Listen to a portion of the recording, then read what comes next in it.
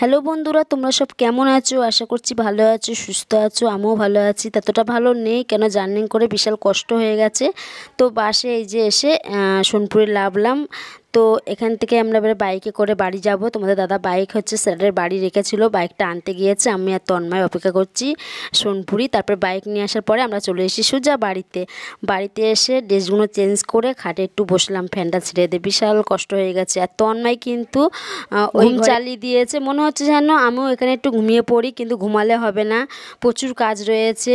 আর জামা কাপড়গুলো সব ভিজা রয়েছে, ওগুলো ভাবছি আজকেই কেচে ছাদে মেলে দিয়ে আসবো। আজকে কিন্তু রোদ নেই, কিন্তু রোদ না থাকলেও হাওয়াতে হয়তো শুকিয়ে যেতে পারে। আমরা বাড়ি ফিরে দেখি মা সকালের কাজ সব গুছিয়ে নিয়েছে, নিয়ে ঠাকুর ঘরে ভোগ জল দিয়ে ঢুকেছে।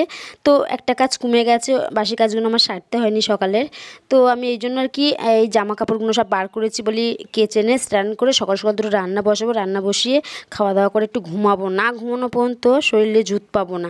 আর আমাকে দেখতে কতটা কালো লাগছে দেখো, এমনি আমার গায়ের রং চাপা, তবুও আরও যেন কালো লাগছে। কেন, সমুদ্রের জলটা এতটাই নোনা যে স্নান করে পুরো গায়ের রং একদম পাল্টে গেছে। এটা কতদিনের জন্য থাকবে সেটা বলতে পারবো না।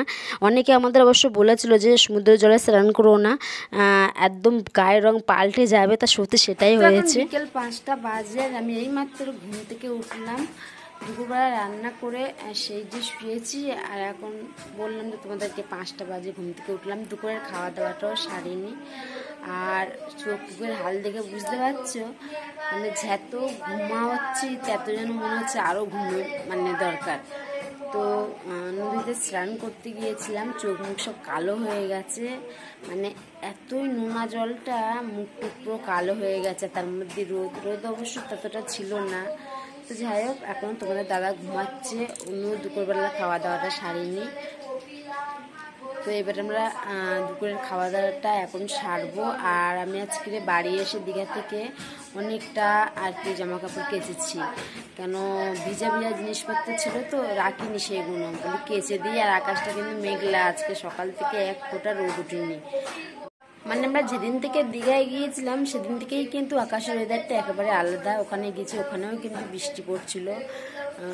তো বাড়ি এসেছি, তাও দেখছি আকাশের ওয়েদার খারাপ, একের দিকেও কেন মানে সেরকম বৃষ্টি হয় না, দু এক ফোঁটা করে মাঝে যে পড়ছে। তো বলি কেচে দিয়ে দিই, হাওয়াতে শুকিয়ে যাবে এখন। তো হাওয়াতে জিনিসপত্রগুলো শুকিয়েই গেছে।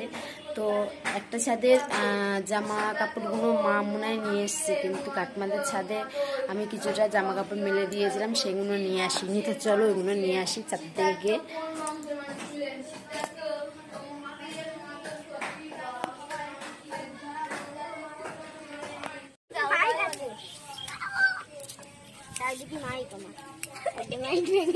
এই পাকাটি দেম করছিস কেন, লাগবে তো। তো তন্ময় জামা কাপড়গুলো নিয়ে গেছিল তুলে, তো এই ব্যাগটা আর গেঞ্জিটা বাবা তুলে নিয়ে যায়নি, তো এটা আমি তুলে নিচ্ছি, নিচে চলে যাবো, থাকবো না এখানে।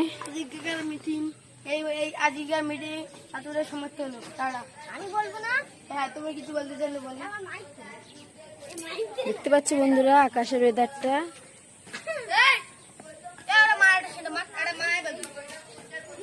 তো জামা কাপড়গুলো সব তুলে বিছানাতে রেখে দিয়েছে। তো আমি ঘরের দিকে চলে আসলাম ভাঁজ করবো বলে। তো আমি জামা কাপড়গুলো হাত দেখছি ভালোভাবে শুকিয়েছে কিনা, কেন ভালোভাবে না শুকালে না আলমারির মধ্যে রেখে দিলে কিরকম একটা গন্ধ বেরোবে গুমুট, ওই জন্য আর কি ভালো করে দেখলাম। তো শুকিয়ে গেছে। তারপর দেখো ঘর বাড়ির অবস্থাটা। আর তোমাদেরকে এই জিনিসটা দেখায়, তোমরা অনেকে নিশ্চয়ই দেখেছো, অনেকে অনেক কিছু বুঝতে পেরেছো কেন আমি ফটো ছেড়েছি। সত্যি আমি এই মরিঙ্গোতে এসে আমি নিজেকে ধন্য, কেন আমার অনেক রকম ব্যায়াম ছিল, সেটা তোমাদের তো বলেছি।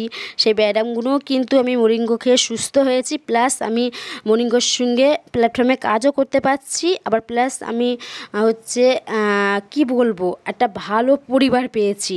তো যারা আর কি অনেক রোগে ভুগছো, অনেক দিন ধরে ডাক্তার দেখাচ্ছ, সুস্থ হতে পারছো না, তারা আর কি আমার সঙ্গে যোগাযোগ করবে, আমি ফোন নাম্বার দিয়ে রেখে দেবো লিনে। তো ফোন করে। আর এই যে মোরিঙ্গোটা খেলে যে কত বড় বড় রোগ থেকে তুমি মুক্ত হতে পারবে সেটা একমাত্র আমি জানি। কেন আমিও খাচ্ছি, তোমাদের দাদাও খাচ্ছে, হাজার হাজার মানুষ খাচ্ছে। অনেক বড় বড় ব্যায়াম সুস্থ হয়ে যেতে পারে। অনেক মানুষ ডাক্তার ফেল হয়ে যাচ্ছে। কেন এই মোরিঙ্গোটা আমাদের প্ল্যাটফর্মে ডাক্তাররাও খাচ্ছে, উকিলরাও খাচ্ছে, জজরাও খাচ্ছে, মানে সমস্ত মানুষ কিন্তু খাচ্ছে। এইটাকে খুব ভালোবেসে মানুষ খাচ্ছে। যে আমাদের মতন এই প্ল্যাটফর্মে এসে তারাই একমাত্র জানবে। তো যতদিন বাঁচবো আমি এই মোরিঙ্গোটাই খেয়ে যাব আর মোরিঙ্গোর সঙ্গে কাজ করে যাব।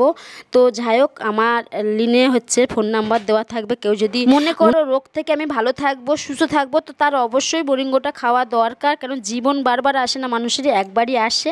তো যাই হোক, অনেক রাত হয়ে গেছে, ব্লগটা আমি এই পর্যন্ত রেখে দিচ্ছি। তোমরা ভালো থেকো, সুস্থ করো, আমি তো ভালো থাকবোই।